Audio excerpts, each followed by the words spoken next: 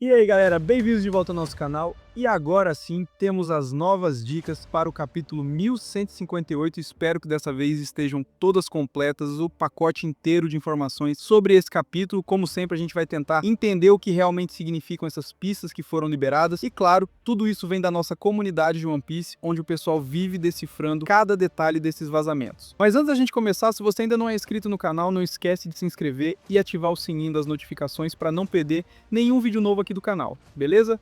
Então bora direto pro assunto sem enrolar. Primeiro temos a aparição de uma mulher de cabelo vermelho. Depois, uma ilha misteriosa que aparece junto da mensagem sem luta. Mais tarde a gente vai analisar cada uma dessas imagens com calma. Mas também temos aqui a menção ao príncipe Loki e ao rei Harold, além do Gekko Moria e até mesmo do lendário Kozuki Oden.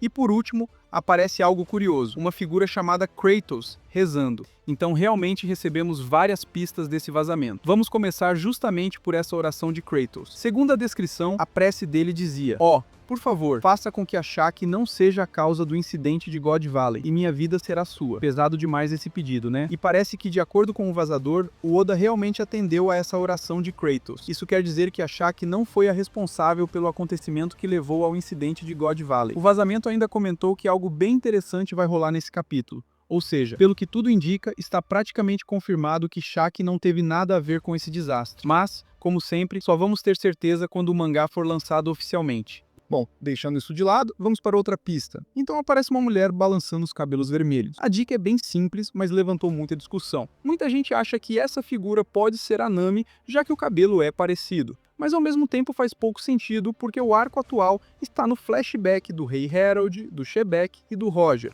Jogar a Nami do nada nessa história parece estranho. Por isso, muitos acreditam que essa pista não se refere a Nami, mas sim a Shamrock, ou até mesmo ao Shanks, já que, quando falamos em cabelo vermelho, o primeiro nome que vem à mente é justamente o Shanks, famoso ruivo. Mas agora, com a entrada dessa personagem Shamrock, que também tem cabelo vermelho, existe a possibilidade de a pista estar relacionada a ela. E além disso, existe ainda uma terceira possibilidade levantada pela galera, de que essa mulher ruiva seja, na verdade, a mãe deles. Porque afinal, a dica mostra claramente uma mulher, não um homem. Então pode ser que o Oda esteja deixando escapar uma informação muito mais profunda do que a gente imagina. Mas claro, sabemos que o Oda não costuma revelar mães de personagens logo de cara. Então, se não for a mãe do Shanks ou do Shamrock, existe outra possibilidade. Pode estar falando do Garlin. Se fosse para eu apostar, eu também ficaria com essa opção. E faz sentido o que o pessoal da comunidade de One Piece está dizendo, de que essa pista aponta para o Figureland Garlin. Afinal, o assunto agora é sobre a vida do Rox, do Roger e do Rei Harold. Nessa época, o Shanks e Shamrock provavelmente eram apenas crianças, talvez até bebês, então não fariam tanto sentido na narrativa desse flashback. Já o Garlin, nessa altura, era adulto e até participou do incidente de God Valley, como a gente já viu. Então, as chances são grandes de que seja ele o verdadeiro foco dessa pista. E isso pode significar que o Garlin pode aparecer no capítulo 1158. Agora vamos para as próximas pistas, o Sem Luta e a Ilha Misteriosa. Repare que logo em seguida, ocorre um choque de haki do Conquistador naquela ilha. Por isso, muita gente está juntando essas duas pistas, acreditando que elas estão conectadas. E é aí que surgem as especulações. Esse choque seria, na verdade, o confronto entre Roger e Rox Shebeck. Isso porque vimos nitidamente aquele impacto de haki ali na ilha, e se pensarmos bem, nesse flashback só existem alguns poucos personagens que sabemos com certeza que possuíam esse poder. Entre eles o Rei Harold, o Roger e o próprio Shebeck. Como o Oda já mostrou antes o embate entre Shebeck e Harold, faz sentido agora que esse novo choque de haki seja entre Roger e Shebeck. Ou seja, o mais provável é que essa pista esteja retratando o tão aguardado confronto entre Roger e Rox. Já a mensagem sem luta pode estar relacionada justamente ao Rei Harold, que teria tentado impedir esse embate. Segundo algumas interpretações, talvez Harold tenha entrado no meio para apartar Roger e Shebeck, exatamente por sua personalidade mais diplomática, que prefere resolver as coisas no diálogo em vez da guerra. E levando em conta o jeito do Rei Harold, que sempre demonstra querer evitar conflitos, faz muito sentido. Então pode ser que nesse momento do flashback, enquanto Roger e Shebeck estavam prestes a colidir com todo o poder do haki do Conquistador, o Rei Harold tenha se colocado entre eles para interromper a luta. E tem mais. Segundo o vazamento,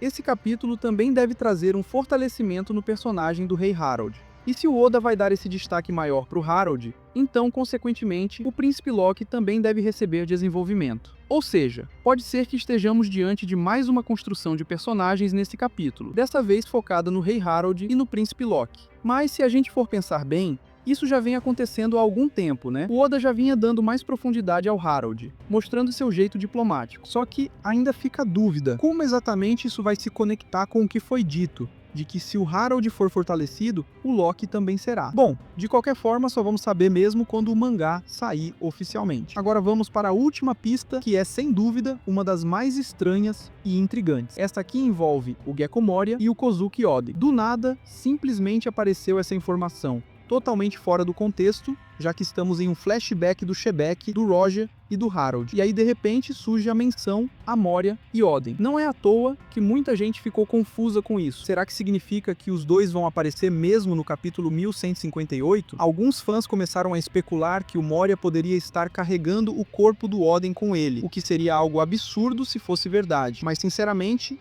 eu acho que é mais provável que essa pista esteja se referindo apenas à capa do capítulo. Até porque, muitas vezes, os vazamentos incluem os detalhes da capa junto com as pistas principais, o que acaba confundindo todo mundo. E por aqui a gente fecha as dicas do capítulo 1158, mas agora eu quero saber de vocês. Qual dessas pistas deixou vocês mais intrigados? Foi a oração do Kratos, o mistério da mulher ruiva, ou essa aparição inesperada do Moria e do Oden? Deixa a teoria de vocês aí nos comentários, porque eu vou estar lendo tudo. E claro, já deixa o like, compartilha com aquele amigo que também é fã de One Piece e se inscreve para não perder os próximos vídeos, porque quando os spoilers oficiais saírem, eu trago para vocês em primeira mão. Até lá, cuidem-se, que Deus abençoe vocês, e nos vemos no próximo vídeo.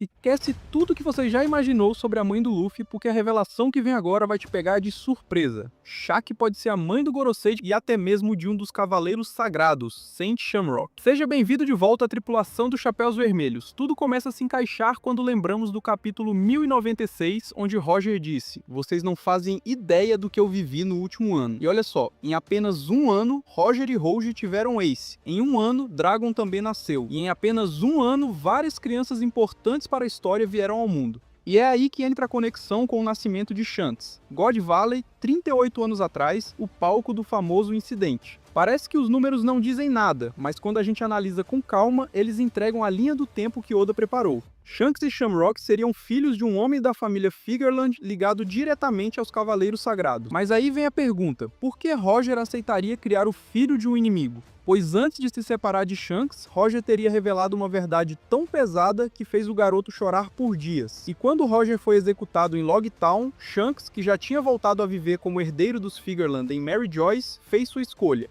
Ele abandonou tudo para seguir o legado do seu pai de criação, Gold Roger, e ao lado de Rayleigh, seu pai adotivo espiritual. Essa história nunca foi contada oficialmente, mas hoje vamos mergulhar nessas teorias explosivas. Afinal, será que Shaq é mesmo a mãe de Shanks e Shamrock? Antes de continuar, preciso agradecer aos apoiadores que ajudam a manter essas investigações vivas. E você aí, já pegou seu café? Porque agora vem a bomba de verdade. No capítulo 515, o narrador explicou que Amazon Lily é uma ilha habitada apenas por mulheres. Homens são proibidos de entrar e, curiosamente, todas as crianças nascidas lá são meninas. Isso significa que Shaq, que vem de Amazon Lily, jamais poderia ter um filho homem, certo? Mas tem um detalhe que quase ninguém percebe. Essa regra só vale para os nascimentos dentro da ilha. Se uma mulher de Amazon Lily engravidasse fora de lá, poderia sim dar à luz a um menino. E Shaq não era qualquer mulher. Ela era considerada um verdadeiro tesouro entre os piratas, a ponto de até Gold Roger se interessar por ela. Muitos piratas a desejavam desesperadamente, como se fosse impossível resistir ao seu charme. E é justamente por isso que a teoria de ela ser a mãe de Shanks e Shamrock ganha força. Afinal, até os Tenryubito eram conhecidos por sequestrar mulheres lindas para transformá-las em esposas e concubinas. E aqui temos 3 casos que mostram o nível de dificuldade desses sequestros, quase como fases de um jogo. Nível 1. St. Charles tentou sequestrar uma enfermeira para fazê-la sua 13ª esposa. Nível 2. A tentativa de sequestro de Ginny,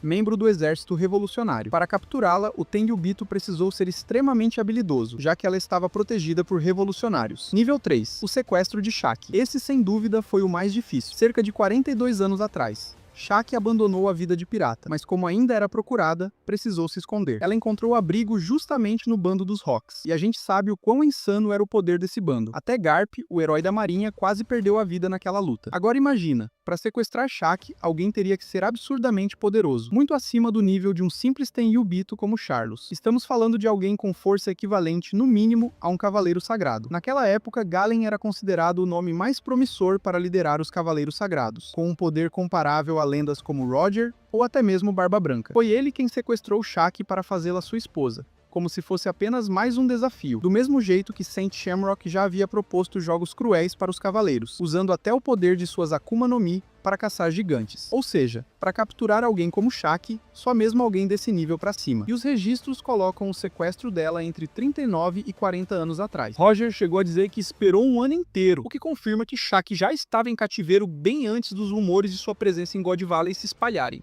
Enquanto isso, Rox de Shebeck já havia se casado e tinha um filho chamado...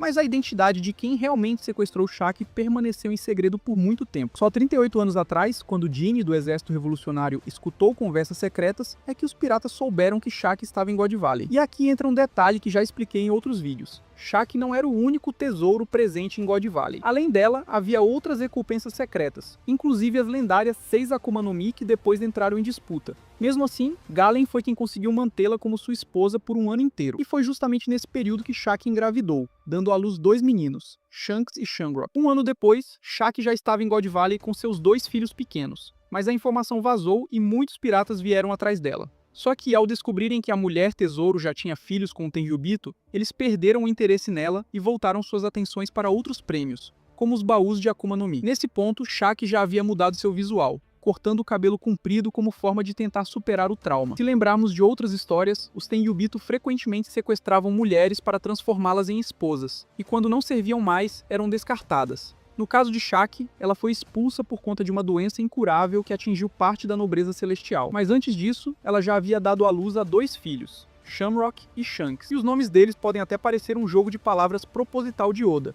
uma conexão simbólica que só agora começa a fazer sentido. Com tantos piratas atacando God Valley, Shaq não teve escolha. Colocou seus filhos em baús para protegê-los. Um desses baús foi parar nas mãos do bando de Roger, e assim ele encontrou o pequeno Shanks. Conforme Shanks crescia, Roger e Riley notaram algo estranho. O garoto lembrava cada vez mais Galen, o cavaleiro sagrado responsável pelo sequestro de Shaq. Enquanto isso, Shaq procurava seus filhos, mas só anos depois descobriu que um deles havia sido criado pelo bando de Roger. Acolhida e apoiada por Riley, Shaq decidiu se esconder em Sabaody, abrindo o famoso bar onde vive até hoje. Apesar disso, nunca pôde assumir para Shanks que era sua mãe. Acreditava que se fizesse isso, limitaria a liberdade dele, a mesma que ela mesma havia perdido no passado. Entre Roger e Riley, Shaq deixou claro seu coração. O verdadeiro amor dela sempre foi Riley, que a aceitou sem se importar com o passado. Já Shamrock não teve a mesma sorte. Ele permaneceu em Mary Joyce, sendo criado pelos Figa Land. Shaq não tinha como alcançá-lo, e ele acabou aceitando seu destino dentro da família nobre. Mas quando Roger foi executado, Shanks decidiu investigar suas origens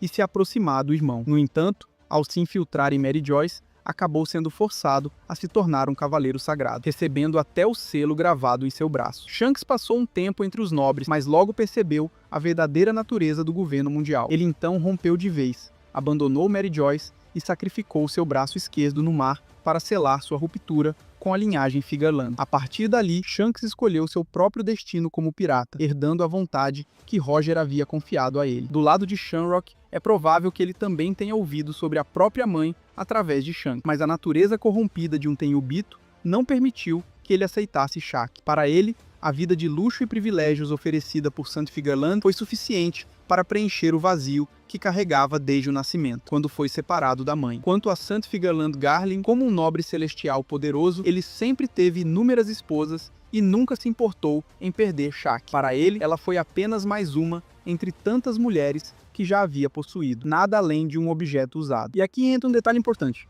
One Piece nunca foi uma história sobre herança de sangue, mas sim sobre herança de vontade. Mesmo que Shanks fosse realmente filho de Garling, o confronto entre eles seria inevitável. Garling, frio e impiedoso, poderia matar o próprio filho sem hesitar, mas Shanks, ao contrário, não teria coragem de tirar a vida de um pai, mesmo que fosse um homem corrompido. Essa é a essência trágica do personagem. um destino que o prende entre duas linhagens opostas. Vejam só, seu pai seria ninguém menos que o comandante supremo dos Cavaleiros Sagrados. Sua mãe, Shaki, outrora uma das mulheres mais belas do mundo e até mesmo rainha de Amazon Lily. A falha nessa teoria? Em Amazon Lily, todas as mulheres dão à luz apenas filhas, mas isso só se aplica dentro da ilha. Fora dela, as exceções podem acontecer. E não podemos esquecer, Garland também é cientista. Assim como o Judge da família Vinsmoke, ele pode ter manipulado o código genético de seus filhos, intervindo até no sexo dos bebês. Esse tema de gênero e identidade já apareceu diversas vezes em One Piece. Okiku, um samurai que vive como mulher, Yamato, filha de Kaido, que se identifica como homem, e até as próprias Amazonas, que transitam naturalmente entre papéis masculinos e femininos sem julgamentos. Oda sempre tratou isso com sutileza, e talvez a origem de Shanks e Shamrock também envolva esse tipo de intervenção científica. Um detalhe ainda oculto sobre a família Figureland. E no fim, tudo volta para a mesma pergunta. Quem realmente é Shanks? Um pirata livre que herdou a vontade de Roger, ou o filho esquecido de uma linhagem amaldiçoada